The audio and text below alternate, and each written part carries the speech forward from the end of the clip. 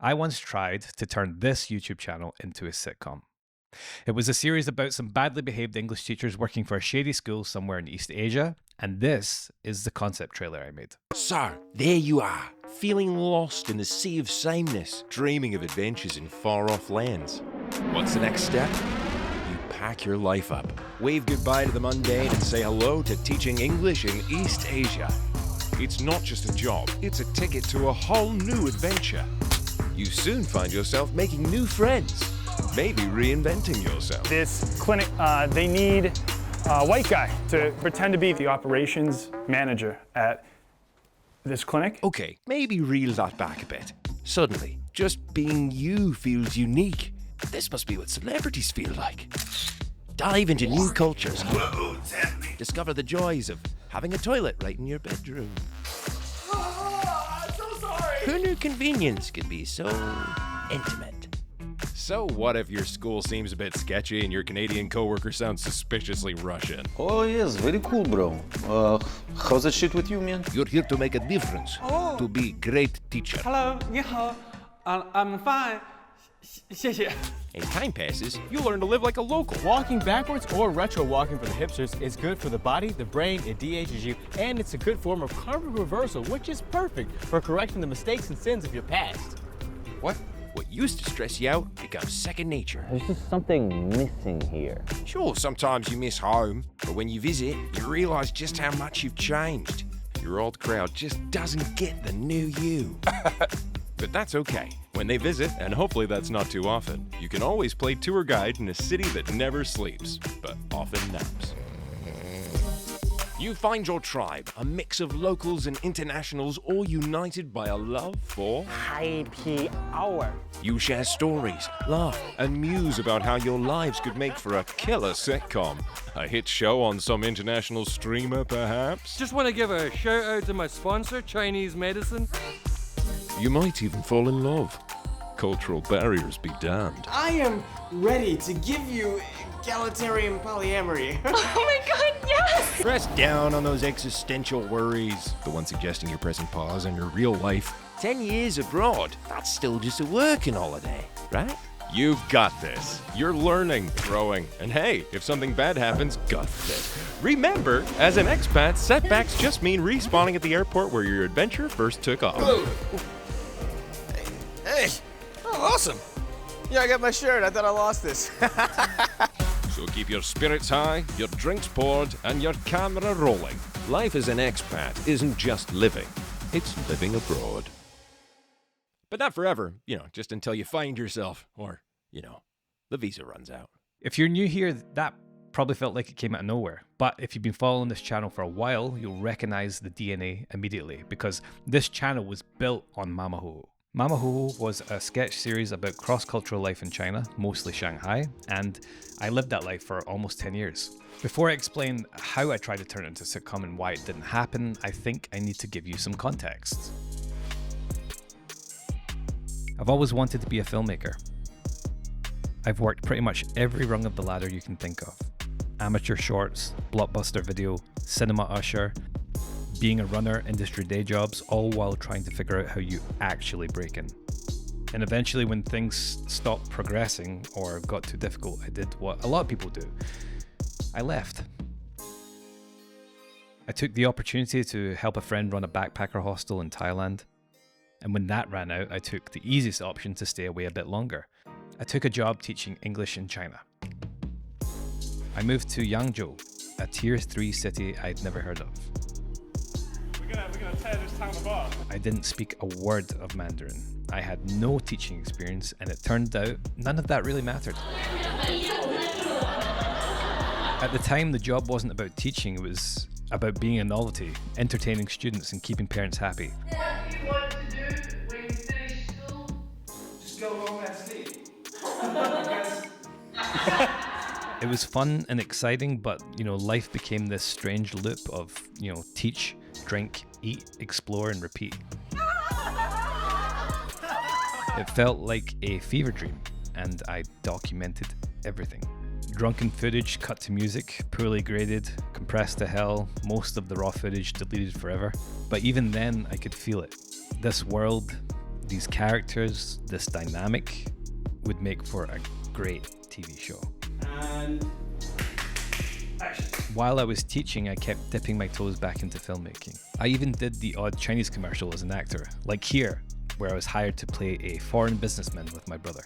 赢得了大量客户以及众多合作伙伴的青睐与支持。 But slowly, the novelty of teaching full-time was just starting to wear off. Then I visited Shanghai, full of creative energy with a real international draw. More importantly, there were jobs to be had other than teaching English. So we moved. For the first time in my life, I was doing filmmaking full-time. My first job was working for a production company making hotel and travel films, which gave me an access to parts of China I'd never otherwise see. I met and became friends with musicians, comedians, and other creators, including Donnie from the Wonton Don. After we made a music video together, I got hired by a startup trying to capitalize on cross-cultural content. I was brought in, my brother was brought in, and Donnie was brought in. 这个还是这个更好吗？这个？对，这不是厚的，这不是厚的。 It was exciting, sometimes morally questionable. Occasionally the police got involved. But we were creating constantly and learning fast. Okay. Yeah, very, very good. 我真的害怕。 At that company, we were trying everything to go viral, from pranks, social experiments, and eventually we managed to convince them to let us write sketches.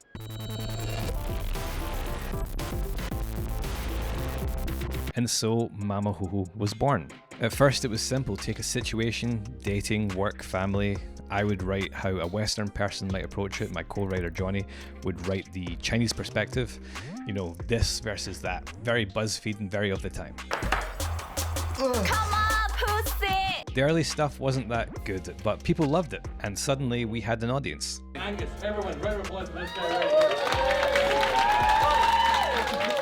I like his unique part, like the foreigner part mixing with the Chinese part together. Mamahuhu would stop and start as situations changed. I went freelance, commercial work really started to take over for me, and the beautiful thing about Shanghai at that time was the diversity of work I got. Eventually we brought back Mamahuhu properly, this time with a wider group of collaborators. For me it became a much more effective film school. A place to try new things publicly, to fail sometimes and to get better. 我今天在这里上班。黄小毛，上前一步，让我看见你的样貌。 And even though I hadn't taught English in years by that point, those early experiences never left. You have good teaching today. And that's where the seeds of a sitcom were planted. At the time, we were obsessed with momentum, views, release schedules, virality. Looking back, I wish we'd taken some of that energy and focused it inwards, on building something longer form while we were all there living it together. Instead, time moved on, people moved on. I began preparing to leave Shanghai, and then COVID hit. He, like most expats, needs to teach English to survive. But the chances of his school opening anytime soon are slim. I happened to be out of the country on holiday. I didn't know at the time, but I wouldn't return to China for 4 years. We tried to keep Mamahuhu alive remotely. Me and my brother in Scotland, others in Hong Kong. We're out of toilet paper! What? But the truth was clear. The version of the show we'd been making had reached its natural end. So I ended it with a final short, Scarlett, Shanghai, and Me. Something we'd made before COVID, but which ended up accidentally reflecting how the world was about to change. You know, this whole time, I knew it really wasn't Scarlett Johansson. Absolutely not. I just got lost in it.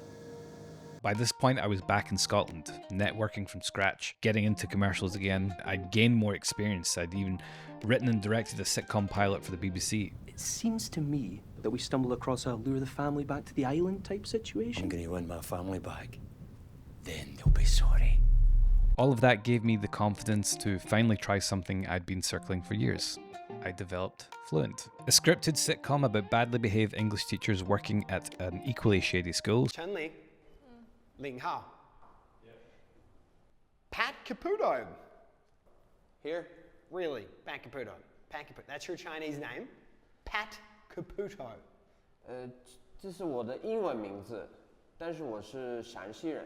Then I tried to pitch it and found out that my reach was still quite limited.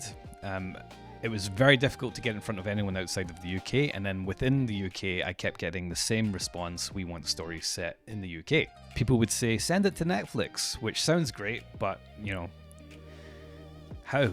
So more time passed and other projects moved forward, and eventually I let Fluent go, at least for now. The main lessons I've learned is that just as much as the story and the idea, timing and momentum are key. In hindsight, we probably should have found a way to make something ourselves even on a smaller scale, but you only realize that in hindsight. These days I've moved on and I'll be starting my first feature later this year. But Fluent still exists, and maybe the right time to tell that story just hasn't arrived yet. But either way, I'm just glad that that concept trailer and the story behind it isn't just sitting in a folder on a hard drive anymore.